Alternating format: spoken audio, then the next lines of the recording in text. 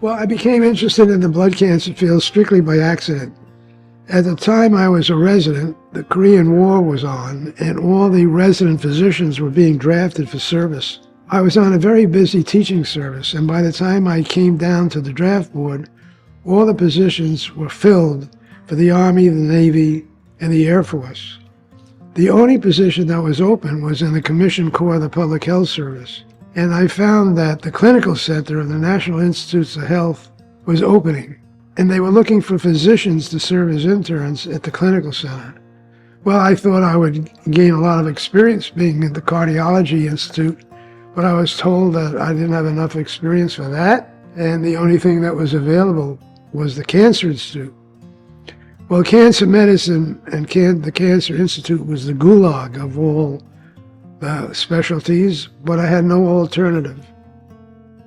The first few months I was there, I went over to the Heart Institute for every lecture and conference, but gradually I began to pay attention to what was going on around me. And I was so intrigued by the people who were presenting, who were so much smarter than I was and had much more experience, that I became really involved and absorbed in what they were trying to say and teach. And so I became interested in the leukemias.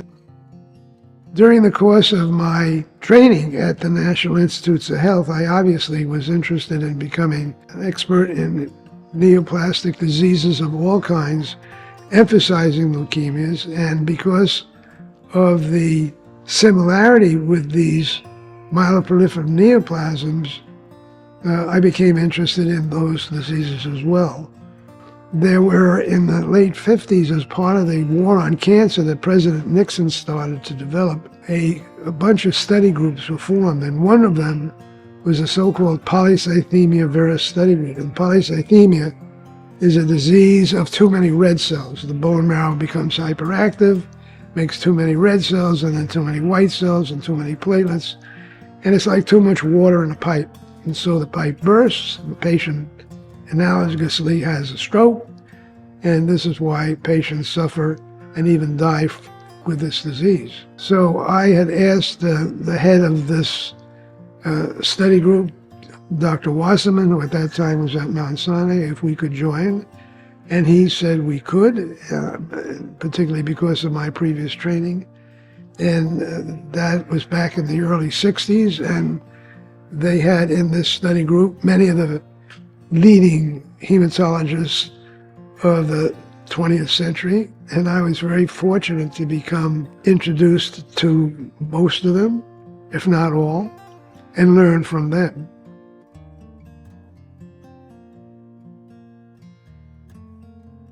The most exciting, without doubt, were those related to the use of what is known as a tyrosine kinase inhibitors.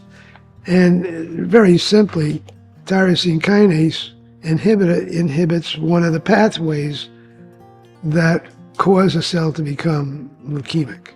At the time, the drugs available could induce clinical remissions, but basically did not change the underlying nature of the disease. And patients typically had a life expectancy of approximately 3 years. The drug interferon was more effective, but usually in younger patients and only in approximately 20% of patients. Dr. Brian Drucker made the seminal observation that STI-571, now known as imatinib and commercially as Gleevec, was effective in the laboratory in CML cells and also in CML patients. I had the remarkable opportunity to participate in the initial worldwide clinical trials sponsored by Novartis Pharmaceuticals that demonstrated the unusual efficacy of this drug.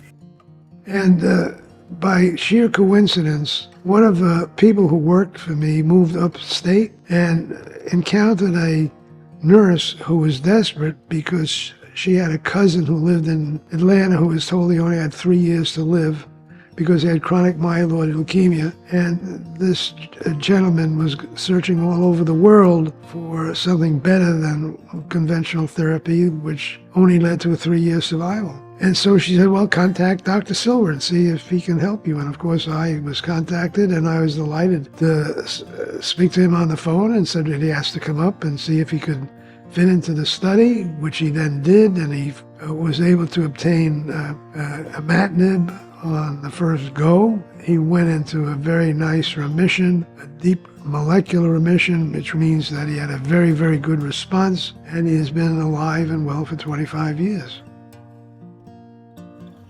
In 1995, my blood count, my white counts, came a little bit higher. My wife and I, we are sitting in Dr. Silver's office in New York. So he came kind of running, as if he knew me for a number of years. And he says, "Bharat, come on in, let me check you." And he found that, yes, I do have leukemia. And it just happened that Novartis was doing a research on a new chemical or the new product called STI 571, which is now known as Clivec.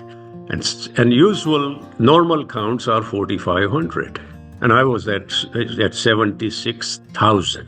As soon as I started taking the medication of STI 571 on a daily basis, a particular dose, I came to see Dr. Silver every week.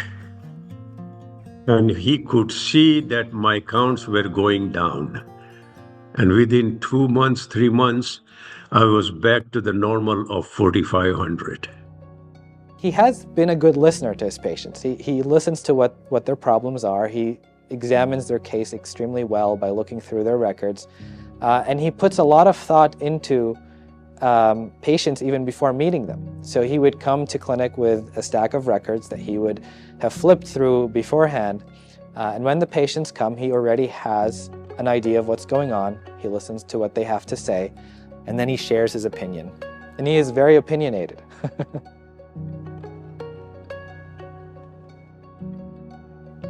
The MPNs were sort of the sister-in-laws or the brother-in-laws of the leukemias, and a number of us felt they weren't getting enough attention.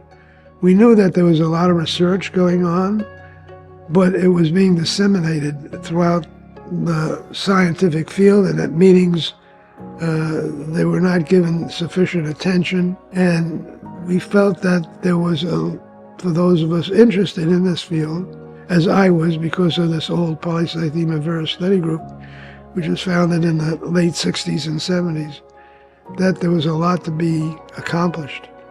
And so I and others said, well, why don't we have a meeting? And we organized a meeting. I think we had about 75 people that come to this meeting, which we thought was a very good beginning. At the second meeting that we had about 150 people, and that was even better. And gradually over the course of the years, these meetings have become much more valuable because the genetics of these diseases have been uncovered.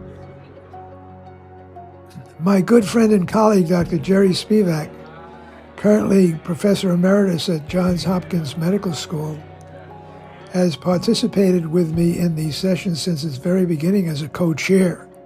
And now they evolved into international congresses with hundreds of people attending.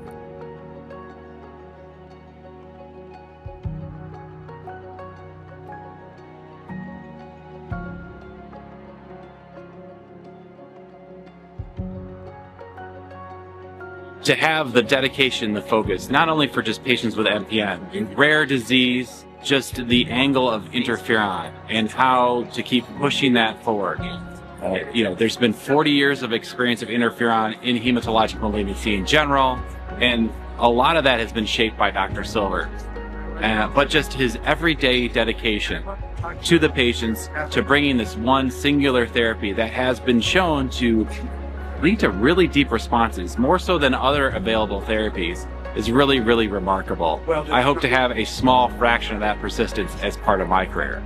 I'm really honored and excited to be here at the 16th International MPN Congress here in Brooklyn, New York. And it's really because of the love, support, and encouragement of Dr. Silver and Dr. Spivak that we're all here together. I really reflect on, in particular, Dr. Silver's legacy, which has been over many, many decades now of guiding our field. In particular, his pioneering works with the interferon class, which is experiencing a resurgence in research with the newer molecules.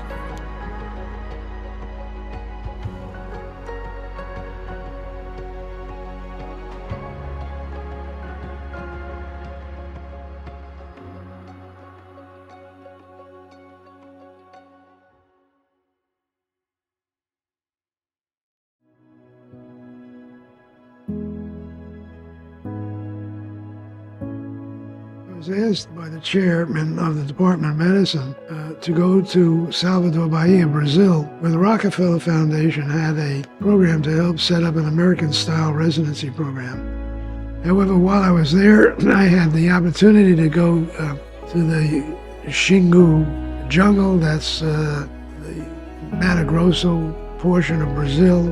While I was there, I had the opportunity to bring with me some of the specimen tubes that I had thought I might use that I had brought from New York. And in fact, we learned about that the indigenous folks down there had consanguineous marriage, that is to say, not only first cousins, but brother-sister, sometimes marriages. And so we thought this would be an opportunity to see if they had any unusual blood groups. And in fact, they did. We took about 200 specimens, and although these were primitive Indians and lived by hunting with bow and arrow, we were at an Indian outpost, and my trade-off was to provide rudimentary medical care, which was substantial considering they had none, to the Indians during that time. And they were mostly burns and infections. So when we got back, we found a new blood group, which was of interest if you were interested in seroanthropology. And the most important thing, that I was invited to join the Explorers Club, which is a unique organization in the world because the people here are most interesting and from all facets of exploration, from mountain climbing to ocean diving. It's a great place to be.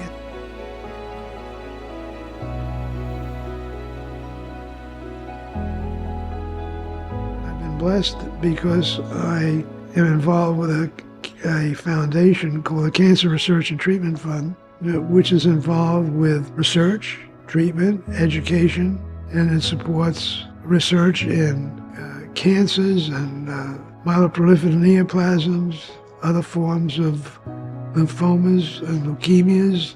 Being the medical director of that is a responsible job.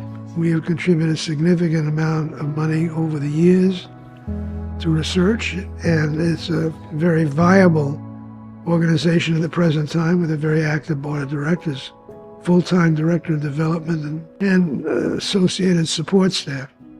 About you being Dr. Silver, being the founder of CRNT, being the world-renowned hematology oncologist who is an MPN specialist, and the founder of CRNT, is that those don't separate too much anymore these days. So the things that you speak about in the past 2 days are what makes CRNT fantastic as well, what makes CRNT what it is. I'm going to ask for a raise.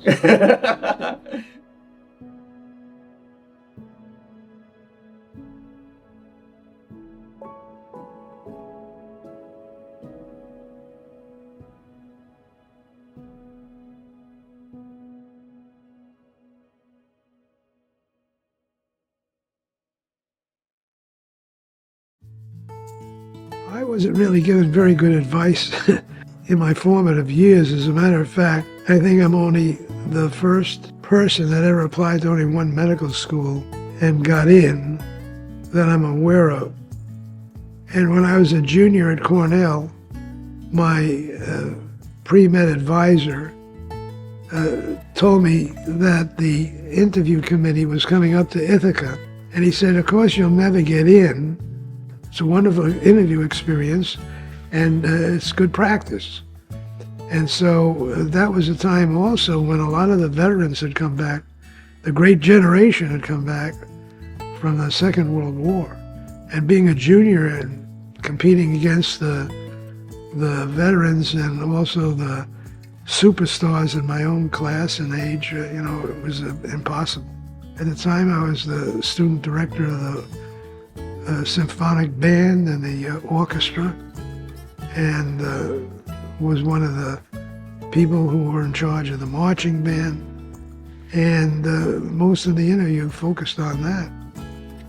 So after about an hour, they said, okay, we'll say goodbye, and we said goodbye, and I walked out, and I remember seeing a room full of very agitated, nervous candidates waiting to be interviewed, and I went back to whatever I was doing, having had a very nice experience.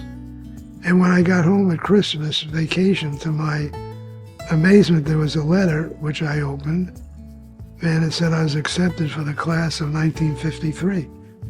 And I thought that was a fraternity joke, because our fraternity, as many others, played a lot of practical jokes on people. And the brothers knew that I was applying for medical school as an experience, and they knew I knew that I would never get in, and so this was going to be a nice end to the joke. I went back. I didn't even tell my brother or my parents. When I went back to school, I received a phone call, and those days we had still the coin-operated machines. We didn't have the luxury of phones in each room. And one of the fellows said, gee, Dick, you better answer this. It sounds important. And so I went to the phone, and this person said, this is Mrs. Lemon. I'm from the Dean's office at Cornell Medical College, and I wonder why you haven't answered your acceptance letter. Sent me another letter, and then I collapsed. I couldn't believe it. Nor could anyone else, as a matter of fact. And my revenge was to my wonderful grade advisor, was when I was promoted finally to assistant professor. I went back to Cornell at a reunion and thanked him for the wonderful, encouraging advice he gave me, and introduced myself as Assistant Professor Richard Silver. And of course, he didn't remember me or the experience. But I learned something from that, and dealing with a lot of medical students, never be discouraging. I mean, that was a terrible way to tell somebody to go for an interview. He could have said, try it and have fun and learn something from it. You never know what can happen. Miracles can occur. And but to be so negative really doesn't accomplish anything. And all my life, I've always encouraged all the medical students, fellows, house staff, and said life is very unpredictable. And you never know what can happen, so give it your shot and see what happens. He sort of describes himself in the American Society of Hematology opinion piece in 2018. And the title is Advice to the Graduating Hematologist. And he talks about 3 qualities, which I know he possesses. 3 qualities for a successful hematologist, and it's based on 3 A's. The first A is affability, being liked and loved by people and being a good communicator. Availability, so being able to give your time to people and listen to not only your mentees but also your patients. And then ability. When he ended with ability, he said, you all have ability because you've made it this far to becoming a hematologist. But you have to work on the first 2. Well, people often ask, how do you be successful? Well, many people have pointed out that success is not a goal. It's a pathway. You work hard and you try to develop and make contributions and promote your areas of responsibility. And then someone says, well, you're successful, like you've reached the pinnacle of a mountain. It's not that at all. But we have to remember that one must, in fact, work hard to develop that opportunity, to develop the relationships that come with it. And the only place that I know where success comes before work is in the dictionary, which is a very famous Mark Twain quote. And I certainly believe in that. Dr. Silver is going to leave an enormous legacy behind him. I can speak to it from his patient perspective. He's got a wonderful body of writings that will last forever and have continued to push the science forward. Not only does he deal with the MPNs, but he's had legacy impacts in other areas too. For example, being the PI on Gleevec, which was the drug that essentially converted CML from an acute disease to a chronic disease that people lived with and lived quite a normal life. So he's got an enormous legacy that will live forever. As physicians, we have a unique profession, and that is the real honor and responsibility of taking care of people. And there is nothing more rewarding to me that when you take a new idea and that nobody has ever thought of before and treat a patient successfully, and that patient then says, "Thank you, doctor, for all you have done for me." That is the best reward any person can get, and that is unique to the privilege of being a physician.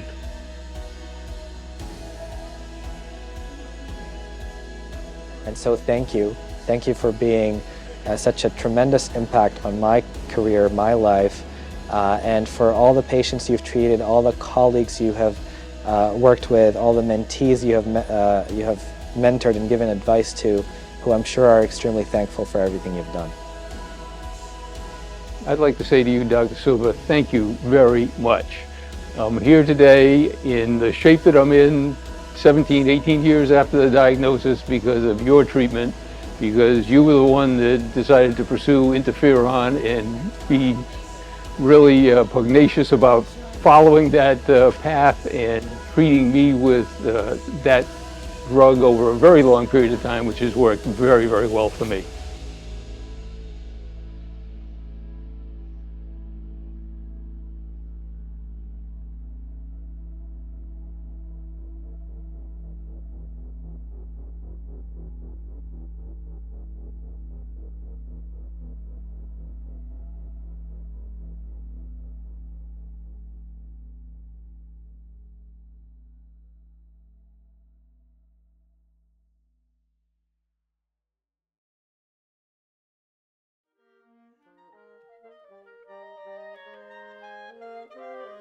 So notwithstanding the fact that I didn't become a professional musician, I maintained a very active career at Cornell University. I always maintained an active participation in amateur orchestras, chamber groups, played with other instrumentalists, and so it was very nice to have that as a very active hobby.